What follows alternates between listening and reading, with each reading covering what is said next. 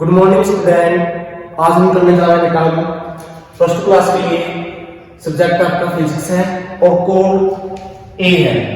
इसके अंदर हम 18 एमसीक्यू पढ़ेंगे। तो फर्स्ट क्वेश्चन देखिए बेटा,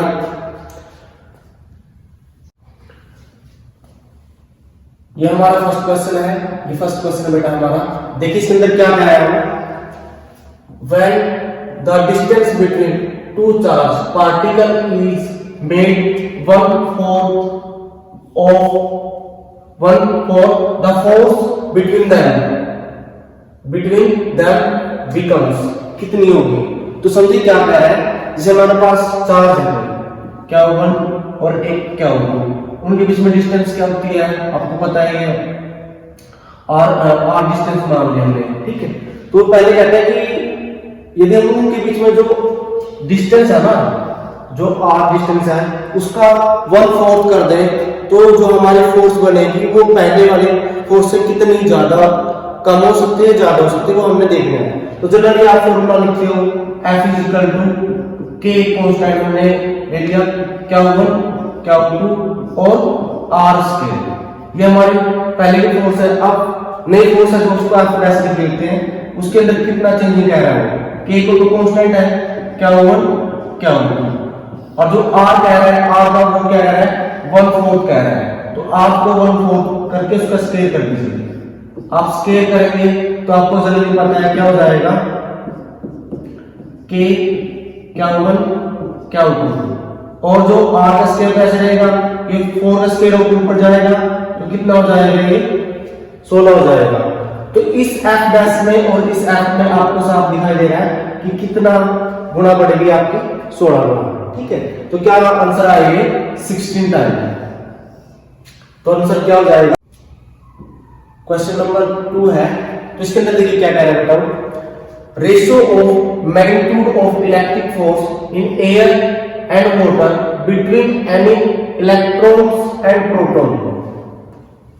तो ये रेशियो कह रहा है, तो रेशियो में तो आपको पता है आंसर क्या हो जाएगा इसका, डाइलेक्ट्रिक कांस्टेंट हो जाएगा, ठीक है। अब क्वेश्चन 3 पे चलते हैं। ये क्वेश्चन 3 है, इसके अंदर देखिए क्या कह रहा है वो, which of the following relation is called the current density. तो आपको करंट डेंसिटी का फॉर्मूला पता है, J = में ये होता है करंट डेंसिटी का रिलेशन। तो ये आप किस तरह रिलेट कर सकते हो, ये आंसर हो जाएगा ए ऑप्शन हो जाएगा I/A। I क्या करंट और A क्या है एरिया है। नेक्स्ट क्वेश्चन चलते हैं बेटा, देखिए क्वेश्चन नंबर आपका ये 4 है।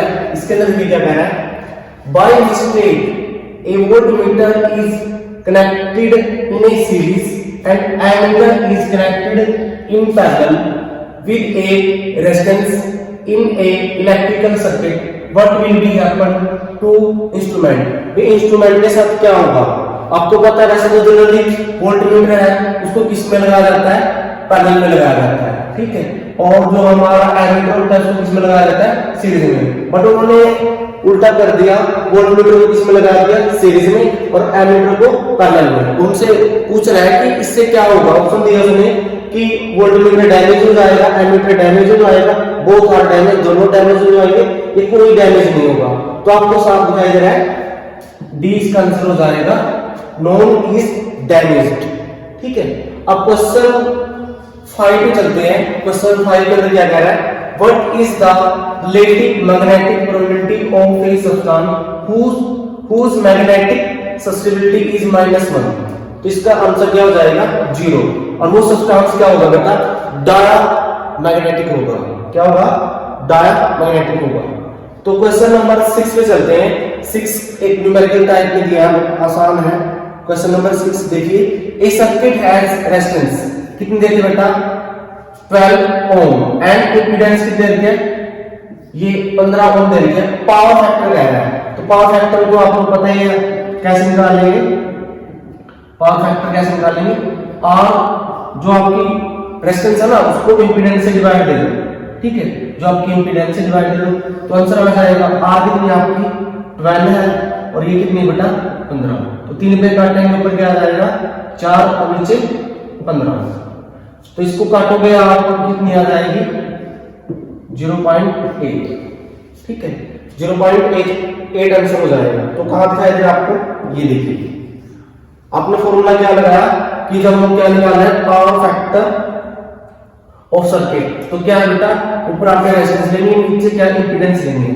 तो आपने 12 को 12 से डिवाइड किया 15 से, तो आंसर क्या आ गया 0.8 आ गया। नेक्स्ट पे चलते हैं क्वेश्चन नंबर 7। तो देखिए इसके अंदर क्या कर रहा है, what is the value of speed of X-ray in vacuum.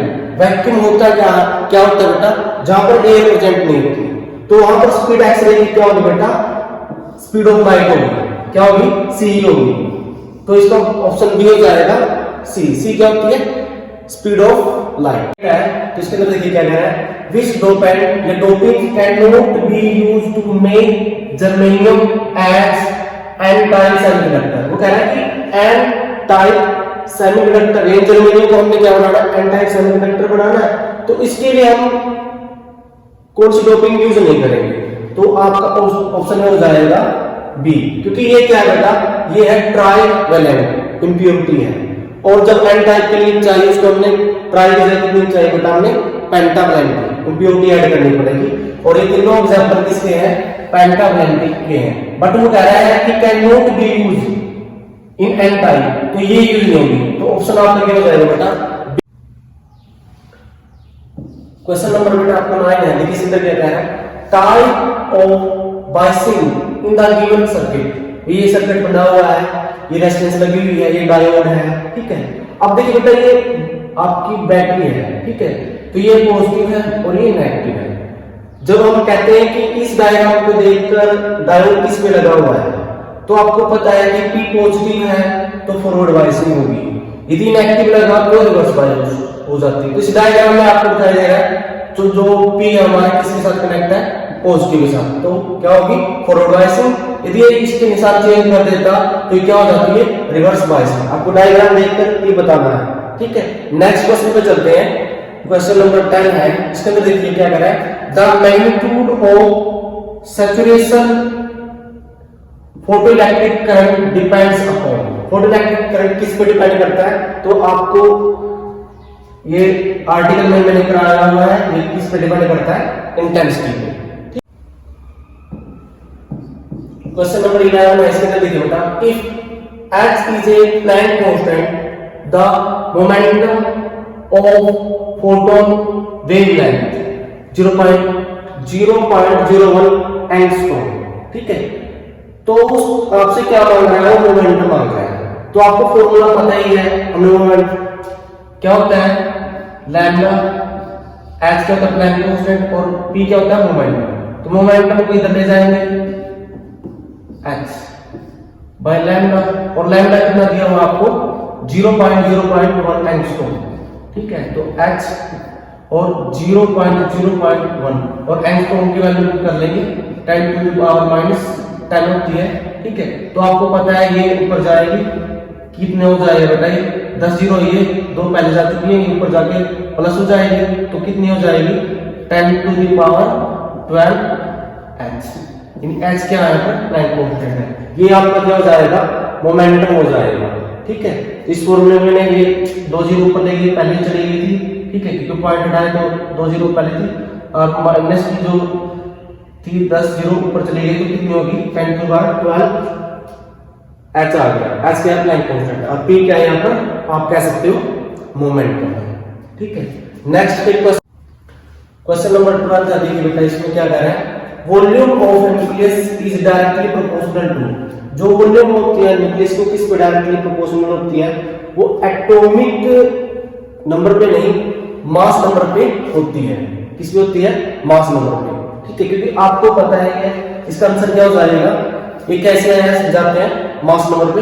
देखिए बेटा, volume is directly proportional to A. ए क्या है यहाँ पर मास नंबर को रिप्रेजेंट कर रहा है, ठीक है। तो आपको पता है वॉल्यूम कितनी होती है πr3, ठीक है। ये हो गया, इसको भी निगलेक्ट कर देते हैं, तो ये पावर ऐसे कर लेते हैं, तो क्या हो जाएगा, ये यहां पर चली जाएगी 1/3, और इसको इसको हटाकर हम कांस्टेंट यूज करते हैं। तो आपको जनरली ये चीज पता ही है, इस फॉर्मूले से पता चल गया कि जो वॉल्यूम है वो डायरेक्टली किसके है, मास नंबर के। और मास नंबर में होते क्या है, प्रोटॉन और न्यूट्रॉन। एटॉमिक नंबर में तो आपको पता ही है, क्योंकि मास नंबर तो किसका सम होता है बेटा, प्रोटॉन प्लस में न्यूट्रॉन का। ठीक है, तो इसका आंसर क्या हो जाएगा, मास नंबर हो जाएगा। तो volume of the nucleus is directly proportional to mass number. ये हमने आर्टिकल में पढ़ा था। क्वेश्चन नंबर आपका 13 है, देखिए अंदर क्या कह रहा है बेटा, which of the following statement is not true for nucleus force. इसमें से आपने बतानी है कि कौन सी स्टेटमेंट है जो न्यूक्लियस फोर्स को सैटिस्फैक्शन नहीं देती। तो पहली स्टेटमेंट को पढ़ते हैं, they are stronger than Coulomb force. ठीक है, न्यूक्लियस फोर्स आपको पता है न्यूक्लियस के अंदर होती है, तो ये तो राइट है। नेक्स्ट चलते हैं, they have about the same magnitude for different pair of nucleon. तो ये भी ठीक है। नेक्स्ट है, दे आर ऑलवेज अट्रैक्टिव, ये भी ठीक है। बट आपका जो डी है तो देखते हैं, they separate as the separation between two nucleon is increase. तो ये स्टेटमेंट इसको सेटिस्फैक्शन नहीं दे रही, तो आपका आंसर ये हो जाएगा डी। क्या आंसर हो जाएगा, डी हो जाएगा।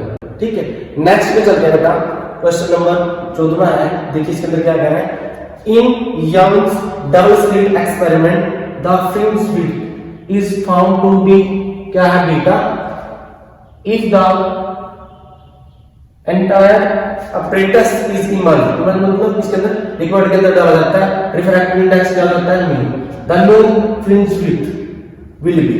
तो इसका आंसर डायरेक्टली आपको ये पता ही, ये हो जाएगा बीटा बाय म्यू। ठीक है,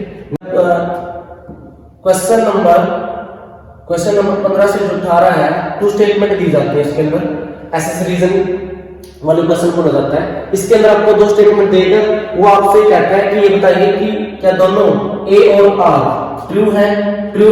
तो ए ऑप्शन में ये कहता है कि बोथ ए आर ट्रू और R is correct explain of A को बता रहा है। बी क्या कहता है कि बोथ ए आर ट्रू तो है बट आर ए को अच्छी तरह से एक्सप्लेन नहीं कर रहा। सी ऑप्शन कहता है A is true but R is false.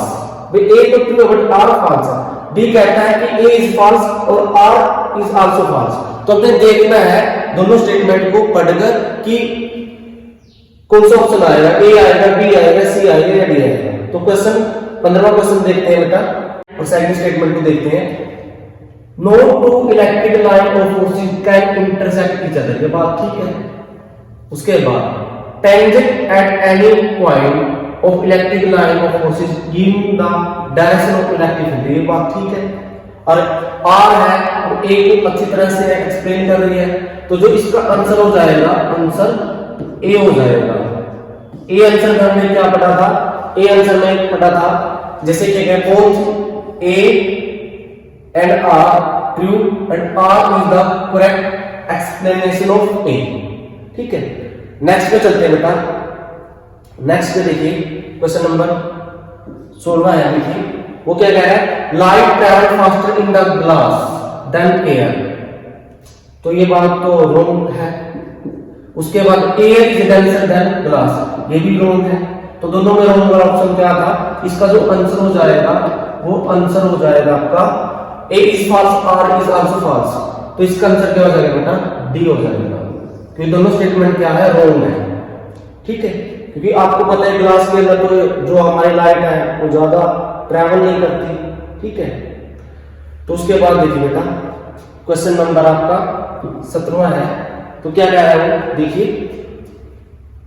Colours can be seen in thin layer of oil on the surface of water, कि जो वाटर के ऊपर ऑयल की जो लेयर होती है उसमें से कलर को देख सकते हैं। ये बात ठीक है।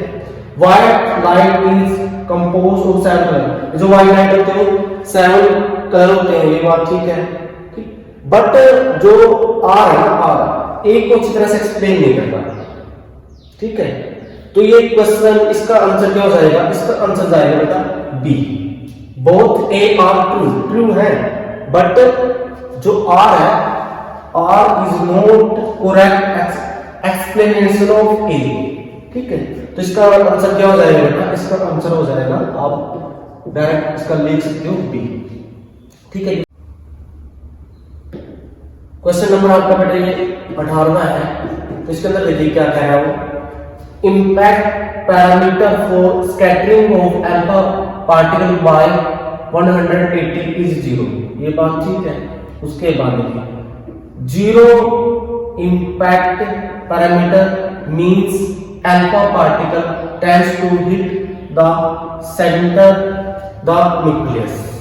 तो ये बात ठीक है, तो इसका ऑप्शन क्या हो जाएगा, आंसर आपका डायरेक्टली आप लिख सकते हो ए में हमने पढ़ा ही था कि A R true and R is also plain of A. ठीक है, तो इस तरह से हमने 18 क्वेश्चन पढ़ लिए। आशा करता हूँ आपको वीडियो पसंद आएगी। Thank you.